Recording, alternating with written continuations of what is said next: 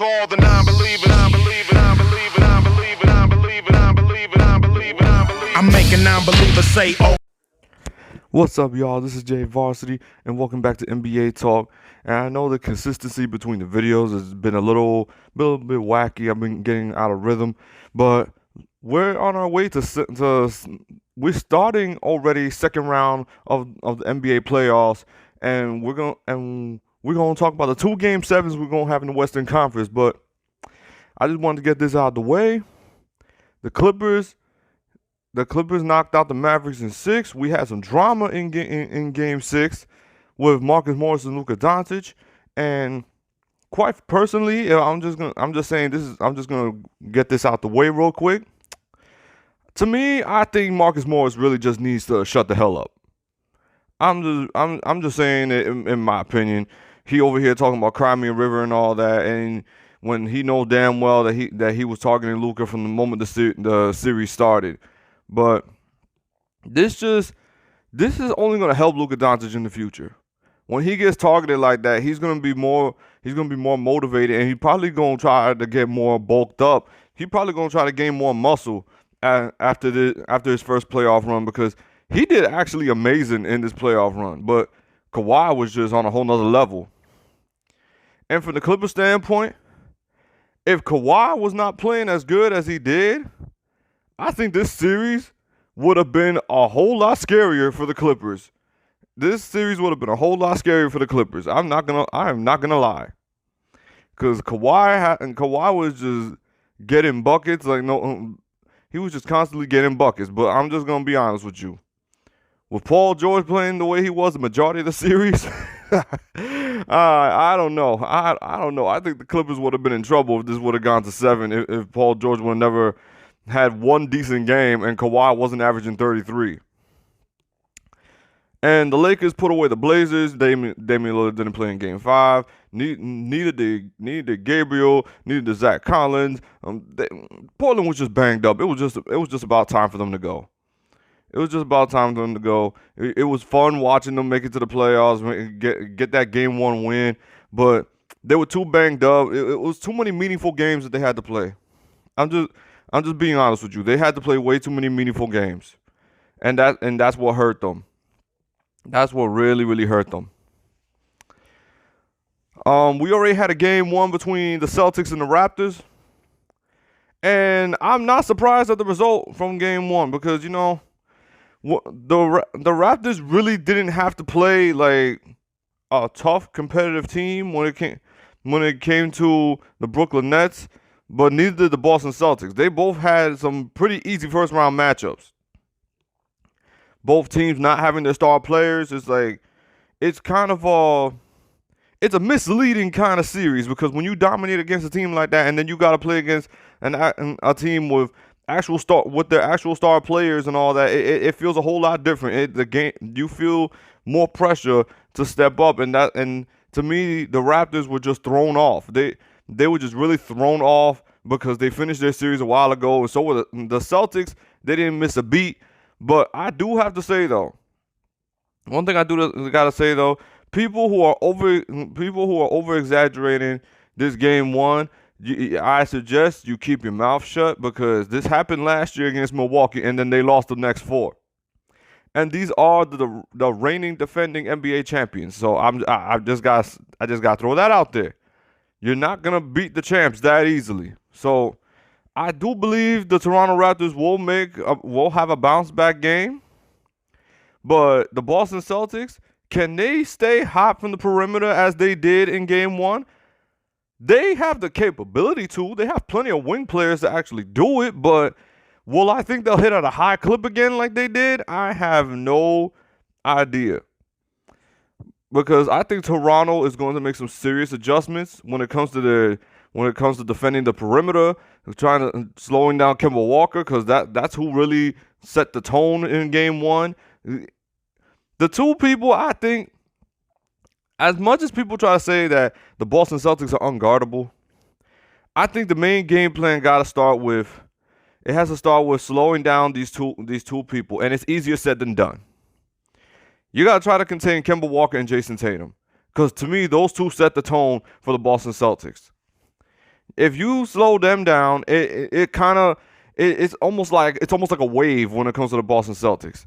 When Jason Tatum and Kemba Walker are both flowing, the rest of the team flows. But then if one of them is not, if one of them is not flowing, it's like the wave crashes, and it's really bumpy in a way, and the game is a lot more rough for them to win.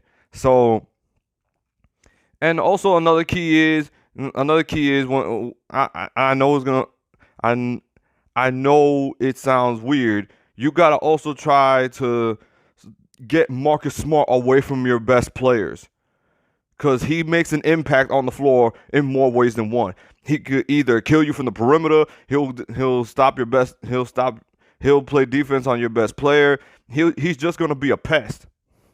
But I'm not expecting him to go lights out from the 3-point line like he did in game 1. I'm not expecting that at all. I'm expecting him to stick to what he does best, and that is playing defense.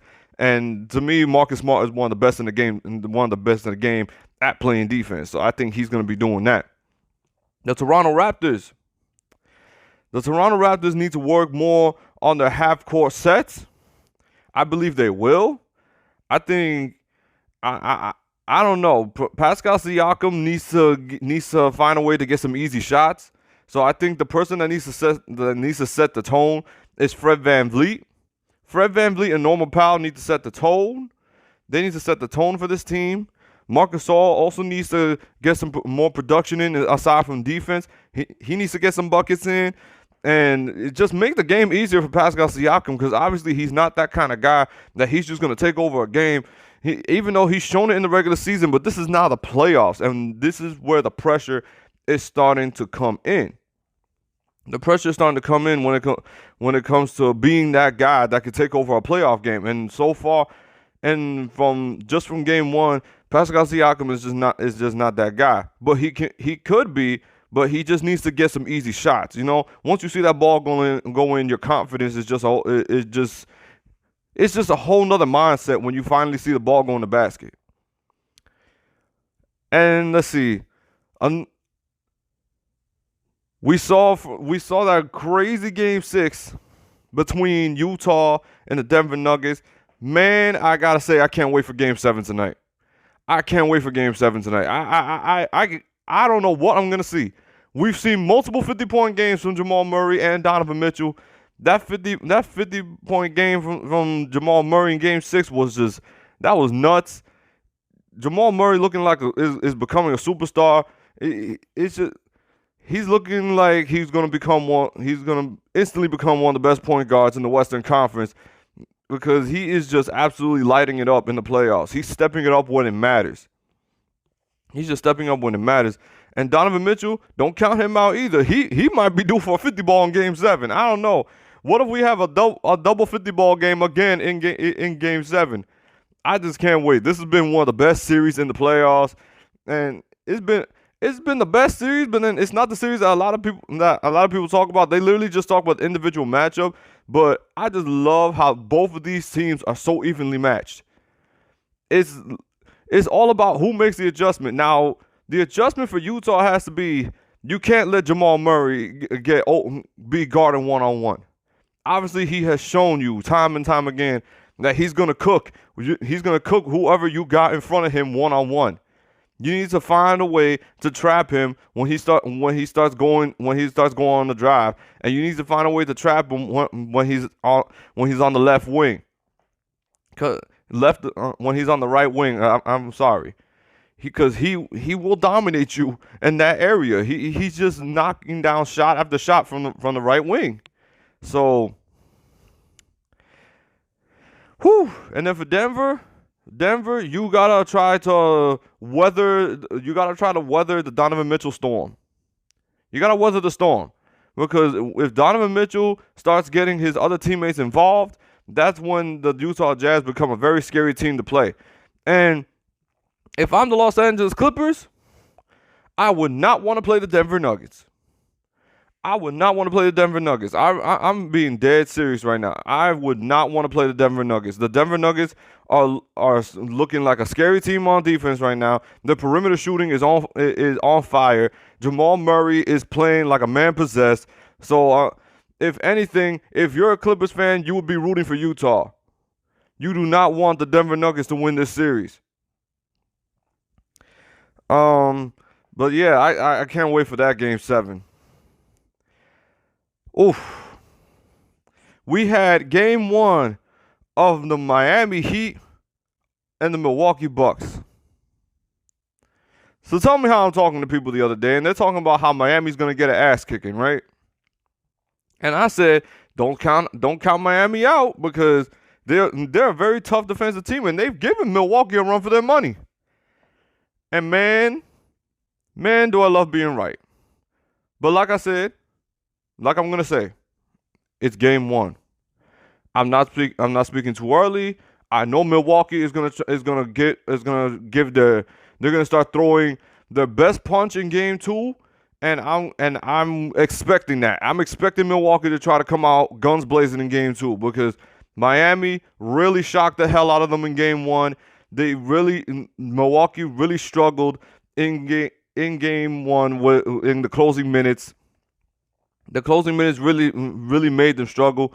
Giannis only put up 3 points in the last few minutes of the fourth quarter. It was a rough closeout, and Jimmy Butler just took over. Jimmy Butler just straight took over, and Jimmy Butler just straight took over in that fourth quarter. He said, "Give me the ball. I'm not passing it. Let's just do this." Between him, Tyler Hero, Goran Dragic, Bam Adebayo, they played great defensively. They took away the other options for Giannis. Chris Middleton was having a decent game until maybe about the third quarter. And from there, the Miami Heat made a they stuck more to their identity, which was defense. They're a great perimeter defensive team, and they switch very effectively. Giannis was not dominating in the paint. Giannis only had 18 points. It was just a rough night because Miami knows how to give a quick double team to bother a guy like Giannis. And that's why the Miami Heat are going to be such a tough matchup for the Milwaukee Bucks. Because you got the Milwaukee Bucks that their main priority is to defend the paint. They're going to try to defend the paint. They're not letting you score. They're not letting you get easy layups and none of that. So what is the downside to that? Now more teams are going to be taking chances on shooting threes, which is what the Bucks want. They want you to take as many threes as possible. They are willing to risk you lighting them up from the three-point line, and that is what Miami did. Miami was lighting them up from the three-point line, and that's one thing that's going to bother the Milwaukee Bucks because Miami is one of the best three-point shooting teams in the league.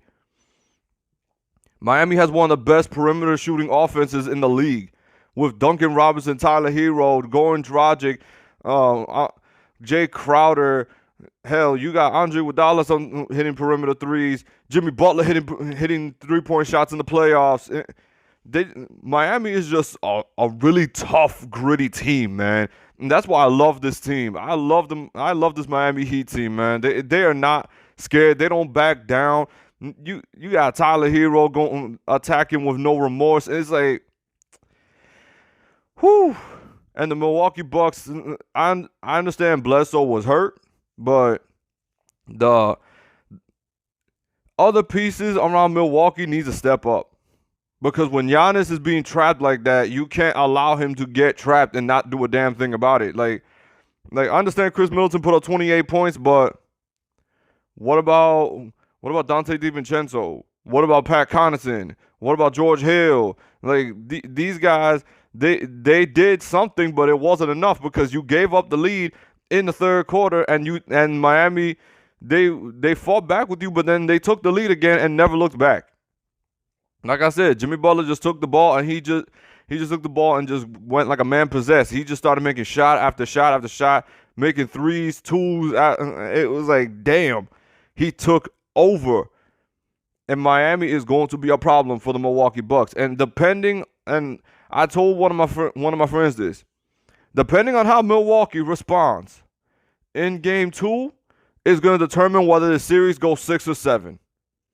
I don't want. I don't want to hear nothing about Bucks in 5 and none of that. I'm. You need to put more respect on the Miami Heat name to say that they're going to be bounced in 5. That's not going to happen.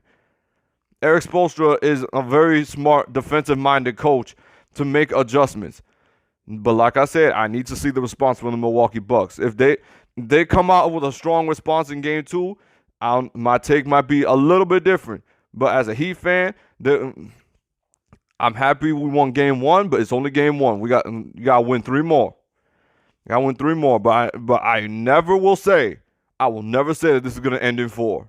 Hell no. Hell no. But now, the surprise of the night was the Houston Rockets against the Oklahoma City Thunder.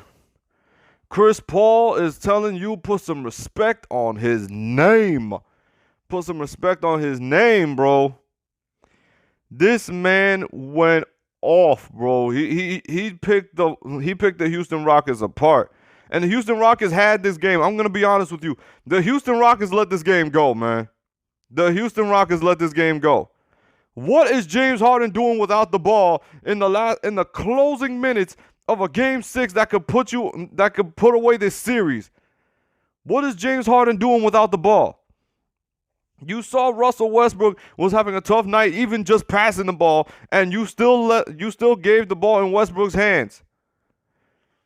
Like he just kept making turnover after turnover after turnover, which is something I've never seen Westbrook do on a consistent basis, which was back-to-back possessions where he just let the ball go. Like that was just beyond weird. That was just beyond weird. I'm like Westbrook is not right. He is not right. Like, to me, Westbrook is still not 100%. He's still not 100%. Westbrook is still banged up to me. And now you're going to walk into a Game 7 against an Oklahoma City Thunder team that is very much in your face. They play very physical defense. Their offense is very unique. And Chris Paul at any given moment could just go off. He can just go off like he did in the fourth quarter. He just took over.